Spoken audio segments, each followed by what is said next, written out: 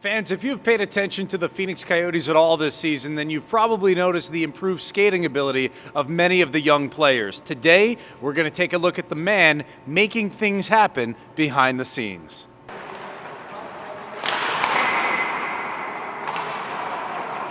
I give Mark a lot of credit for my success this year so far. Since the start, he's worked with me almost every day, and he's really improved my start, my crossovers. I think all my skating, every aspect of it. And he's worked with Craig Weller as well and other guys on the team, and he just does a great job with all of us on improving the little things that make us a better skater. He's really worked on keeping me lower. I've had a tendency in the past to kind of pop up and down, and he works on keeping that knee bend so you're always ready to take a powerful stride. And I think my skating's improved quite a bit this year, and I've gotten some comments from the coaching staff that my skating's looking better. One of the things that I work with, probably on every player, whether a forward or a defenseman, and I've talked about it earlier, is about bending your knees and lengthening out the stride.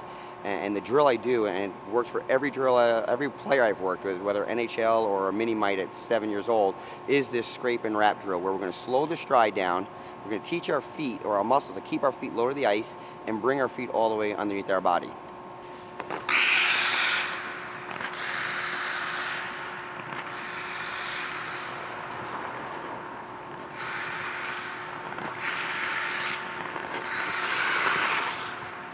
Do you notice a difference in your stride out there because of the work that you've done with him? Oh yeah, huge difference. I find the biggest difference was my start, and then as well just how long my stride's gotten and how much stronger it's gotten since working with him. So many people have the misconception that more strides makes you faster, moving your feet as fast as you can. And you see people, they look like they're running down the ice, they're taking a stride, their feet are going 100 miles an hour.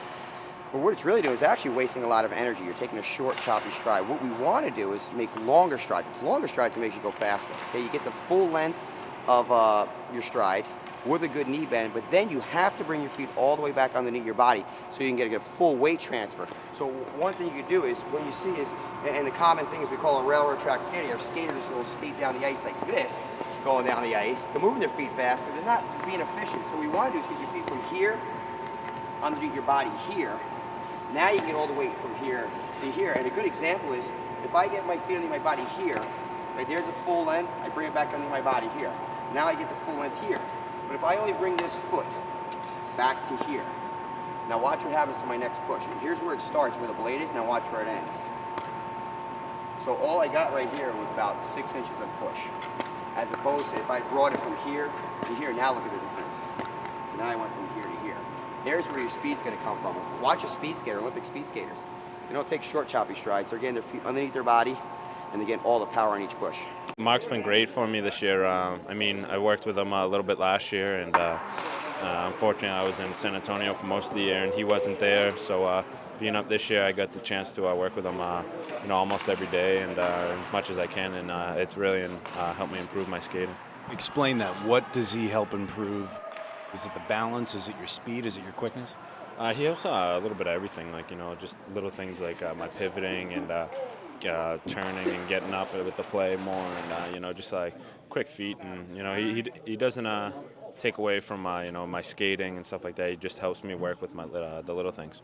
The resistance stuff we do, what we did today was just to help with that initial push to give you resistance, and then we'll use it for starts. You'll use two people, and what it does when you use those, it makes you move your feet faster because the cord's pulling you back, and you got to keep up with the cord or else you're going to fall, so you really get your feet moving. Sometimes your mind doesn't think you can move your legs that fast, so we throw these cords on it, and what we're doing is we're breaking that mind barrier down. We're tricking the mind to move your feet faster, because if they don't go with the speed of the cord, you're going to fall.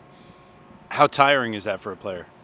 They could do about 2 times half rink distance, and their legs are burning. What's it like to work with those bands tied on you? Oh, it's good. Overspeed, it forces your legs to work faster than you normally would be able to on your own. So, just kind of training the muscles to work at the highest frequency, I guess, is what it's doing. For a young hockey player, what's the best piece of advice you could give a young kid on how to improve his skating? Bend your knees, keep one hand on the stick, and keep your head still. And keep it up.